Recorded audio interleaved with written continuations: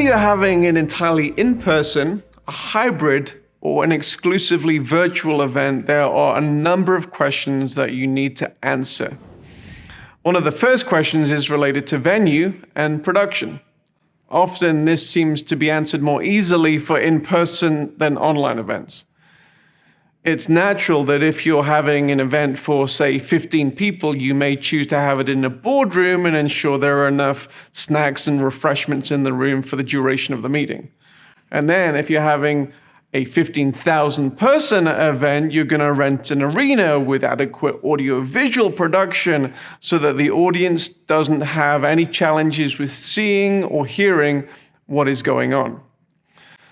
Now, similar principles are true for online events, and yet sometimes the production elements for online events are not thought through thoroughly. WebRTC, that's Web Real-Time Conversations, and other video conferencing applications that you'll be aware of are amazing tools for real-time interactions. However, their strength is in connecting individuals through low-latency video connections. And that's usually for small numbers of people and not for broadcasting a high-quality message to thousands. Now, if you're having a 15-person boardroom meeting and you wish to take it online, then utilizing such WebRTC, Zoom-type applications is the right choice. If you're broadcasting a message to thousands, however, using a low-latency application is probably not the right choice.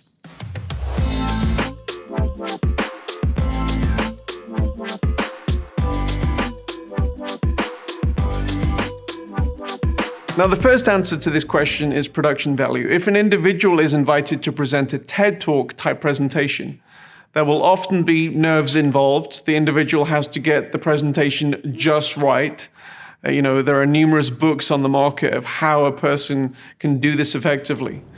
In addition to the person's presentation and how they look on the day, the presentation is typically given on a thought-out, clutter-free stage with high-quality cameras placed perfectly, lights, audio, visual, which mean that the only thing that is focused upon is the message itself.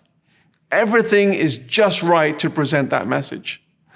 Video conferencing lends itself to convenience, extemporaneous communication, and ultimately disposable content, which is often not the right feel you want to go for when you're going for a high-quality presentation.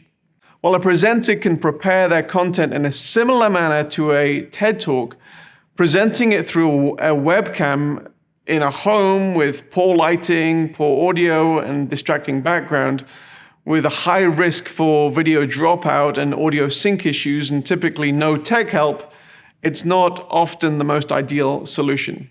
It must be noted that there are definitely ways to improve the production quality of video conferencing conversations. Recording on a higher quality camera with better lighting, audio. However, these things can often be logistically challenging, especially if you're dealing with a presenter half a country away that is slightly tech challenged. Number 2, the buffering issue. Now, personal experience and larger analytic studies reveal that audiences hate buffering. Frame drops, other glitching in video, low latency video technologies currently make the risk of such occurrences happening much, much greater. And the risk is only increased with a larger audience. To avoid issues like this, when presenting to larger audiences, we suggest that you utilize a professional encoding solution for such live situations. Now, thinking about what you want to communicate and how that will be communicated needs to be a holistic process, whether you are planning in person or online. What is the content? How is it presented via video? i.e., what is the production quality?